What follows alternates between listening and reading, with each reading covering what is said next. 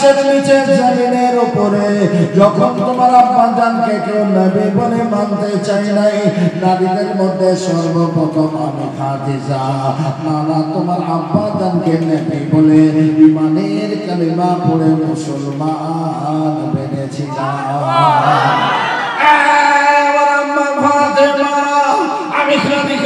তুমি জানো না তোমার আব্বা জান যখন মরুভূমির বালুকণায় টুকরো টুকরো করে চলতেন, আমি খাদিজা দেখেছি তোমার আব্বা জানের মাথার উপরে একটা কালো মেঘ ছায়া করেছে। ওমা তুমি জানো না মা, এদিন নবী যখন মরুভূমির বালুকণায় ঘুমিয়ে যেতে আমি খাদিজা দেখেছি এদিন নবীর কপাল মোবারক থেকে একটা নূর চমকাতে চমকাতে আল্লাহর আরশে আজিমে পৌঁছে যেতে। আমি খাদিজা মারা যাব, মরে যাব, আমার ইন্তেকাল হয়ে যাবে, আমি কাঁদি কেন মা তুমি জানো না। ও মা শোনো মা, আমি খাদিজা ওই এতিম নবীকে বড় ভালোবেসে আমি যখন বিবাহের প্রস্তাব পাঠিয়ে দিলাম, দুনিয়ার মানুষ আমাকে বলেছিল খাদিজা পাগল হয়ে গেছে, খাদিজার টাকা আছে, সোনা আছে, খাদিজা এতিম গরিব মুহাম্মদকে বিয়ে করতে চায়। ও মা তুমি জানো না মা, আমার টাকাগুলো সোনাগুলো এতিম নবীর কদমে রেখে দিয়ে আমি দুনিয়ার মানুষকে বলেছিলাম এবার তোমরা খাদিজাকে গরিব বলো, ওই এতিম নবীকে এবার তোমরা ধনী বলো।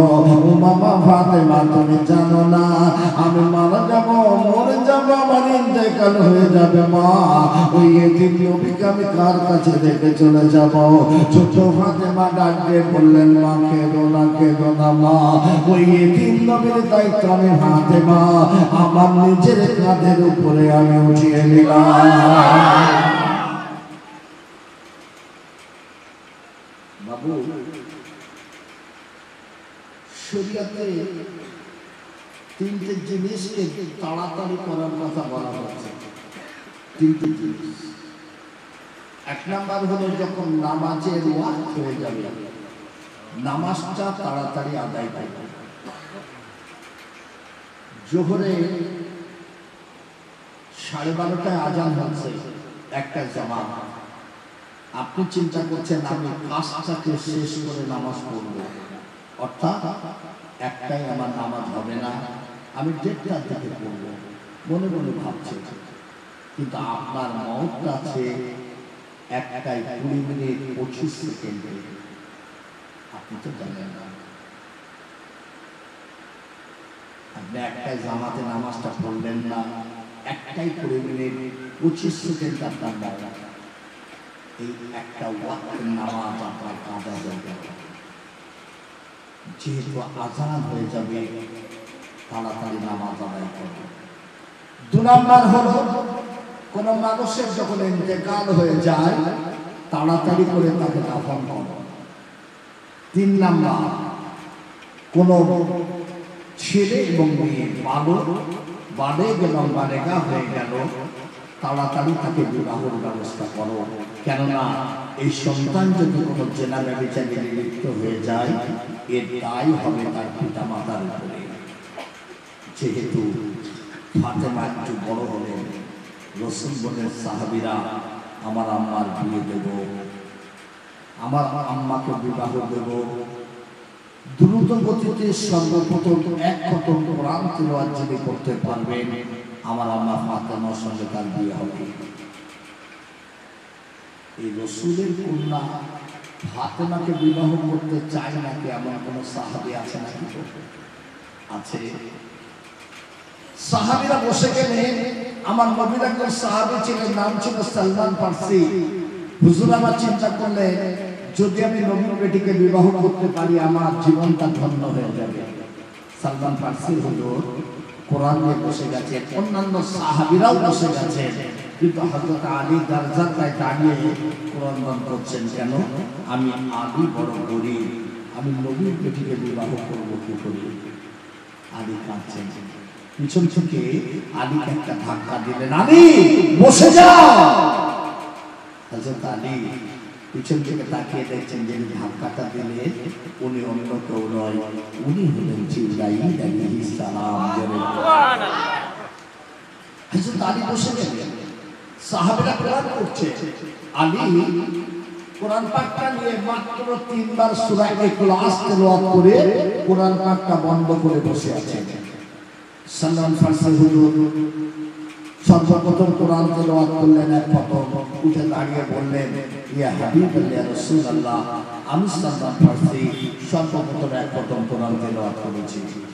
আলী দাঁড়িয়ে বললেন মাথাটা নিচু করে, ইয়া হাবিবাল্লাহ ইয়া রাসূলুল্লাহ, আমি আলী আপনার শোনা জবানে শুনেছি 3 বার সূরা ইখলাস তেলাওয়াত করা, অর্থাৎ এক প্রথম কোরআন তেলাওয়াতের লেগে আমি আলী সর্বপ্রথম 3 বার সূরা ইখলাস তেলাওয়াত করেছি। রাসূল বললেন, সাহাবীরা, আমার আলীর সঙ্গে ফাতেমার বিয়ে হবে। সুবহানাল্লাহ।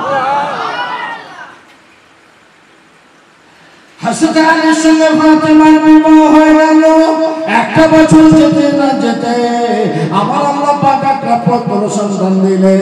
ওই সন্তানটাকে বুকে জড়িয়ে ধরে নিয়ে হযরত আলী ছুটে আমার নবীর কাছে চলে গেলেন। নবী গো, আপনার আম্মা ফাতেমার একটা ছেলে হয়েছে, হুজুর একটু দোয়া করুন, নাম রাখো। রাসূলুল্লাহ কোলে উঠিয়ে নিয়ে দোয়া করে নাম রেখে দিলেন। আমার সাহাবী আলী, আমার আম্মা ফাতেমার ছেলের নাম হবে হাসান। জোরে বলো সুবহানাল্লাহ। আরেকটি বছর যেতে না যেতে আমার আল্লাহ পাক একজন পুত্র সন্তান দিলেন। ওই সন্তানটাকে বুকে জড়িয়ে ধরে নিয়ে ছুটে আমার নবীর কাছে চলে গেলেন। নবী গো,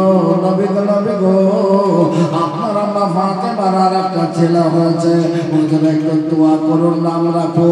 রাসূলুল্লাহ কোলে উঠিয়ে দিয়ে দোয়া করে নাম রেখে দিলেন সাহাবী আলী, আমার আম্মা ফাতেমার ছেলের নাম হবে হুসাইন। জোরে বলো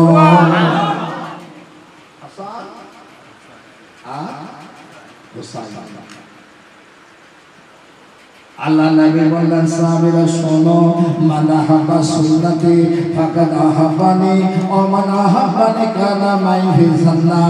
আমি নবী বলি, আমি রাসূল বলি, যে আমার সুন্নাতটা ভালোবাসলো সে আমাকে ভালোবাসলো, যে আমাকে ভালোবাসলো আমি রাসূলুল্লাহ তাকে সঙ্গে না নিয়ে আল্লাহর রহমতের জান্নাতে কদম দেব না। আমার সাহাবীরা, ওই যে তুমি বাচ্চা ছুটে আমার কাছে আসে, তোমরা কি চেনো? সাহাবীরা বললেন যে হুজুর চিনি, আমার হাসান আর আমার হোসাইন। আমার হাসান হোসাইনকে যে ভালোবাসবে আমি রাসূলুল্লাহ আমাকে ভালোবাসা হবে। আমার হাসান হোসাইনের মনে যে ব্যথা দেবে আমি রাসূলুল্লাহ আমার মনে ব্যথা দেওয়া হবে।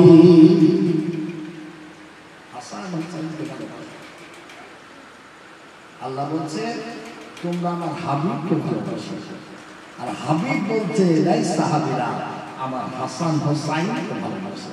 সুবহানাল্লাহ। হাসান আর হোসেন ছুটে আমার নবীর কাছে এসে দাঁড়িয়ে গেলেন। নবী গো, নানা যান একটা ঘোড়া কিনে দেবেন? দেখেন না কি সুন্দর ঘোড়া, একটা কিনে দেন না, আমরা দুই ভাই টপ টপ টপ টপ করে চলব। রাসূল বলছেন, নানা ভাই আমি ভীষণ বলি ঘোড়া কেনার টাকা আমার নেই। নানা ভাই, এই বাবু